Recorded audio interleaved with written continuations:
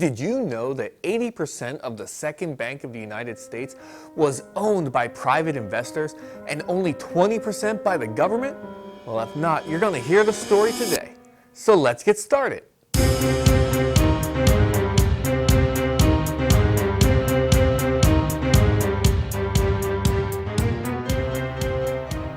How's it going, everybody? Welcome to Virtual History 360. I'm Mr. Wade, and today we are talking about the second bank of the United States and Andrew Jackson's war against it. Now, you see, after the charter for the first bank of the United States expired, it was not renewed, and it was not until 1816 that President Madison chartered the second bank for the next 20 years. This was a time when the constitutionality of federal banks was being challenged. You see, in 1819, we have the Supreme Court case of McCulloch v. Maryland, where the court ruled that states cannot tax the federal government or the second bank that was located in the state, stating that the necessary and proper clause meant that Congress did indeed have implied powers and that the bank was to be allowed. Now, let's fast forward to the presidency of Andrew Jackson. He made it very clear that he opposed the bank's upcoming recharter in 1836. The bank was popular with many Americans, however, and Jackson's opponents, including Senator Henry Clay of Kentucky, convinced the bank's president, Nicholas Biddle, to seek an early recharter before the election of 1832, betting that Jackson would not veto the recharter if Congress passed it. And if he did, it would cost him re-election. But they underestimated Jackson's hate for the bank. Although the Supreme Court supported the bank, Jackson claimed the right for himself as president to judge its constitutionality, independent of Congress or even the courts. The bank's charter gave the institution too much power over the nation's financial markets, he argued. Power that enabled it to generate huge profits for its stockholders, most of whom were foreigners and our own opulent citizens.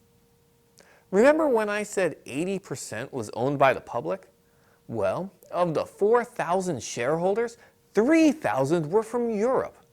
Crazy, isn't it?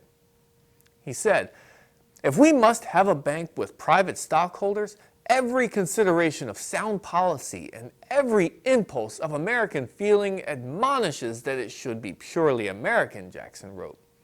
But he went even further, stating that the real problem with the bank was its creation of a privileged class of Americans with too much money and political power. Quote, it is to be regretted that the rich and powerful too often bend the acts of government to their selfish purposes, he wrote.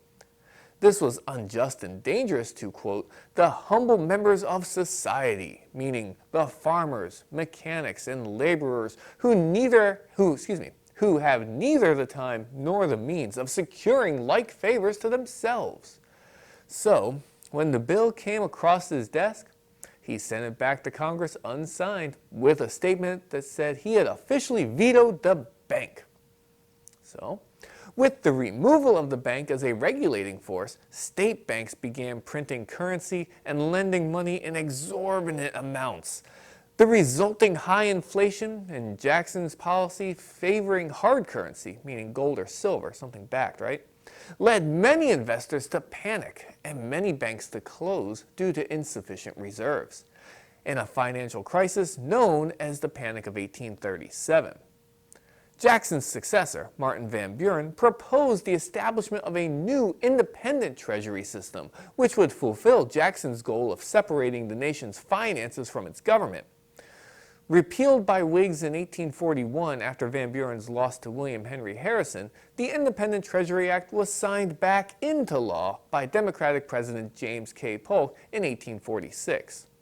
The independent treasury system would function until 1914, when it was replaced by the Federal Reserve that we know today. So, what do you think? This is controversial, right? Do you agree with Jackson that the bank was too powerful or unconstitutional? Or do you think that his decision to kill the bank sent the nation into an economic depression that could have been avoided?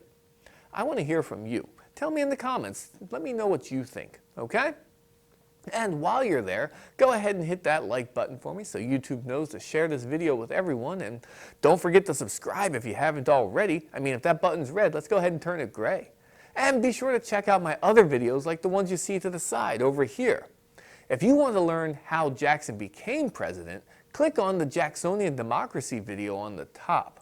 But I also have other history videos, US and world, as well as civics videos for government. I even have videos that I shot in 360 that you can look all the way around. So do yourselves a favor, check them out because I know you're going to like them. And for Virtual History 360, I'm Mr. Wade. I'll see you next time.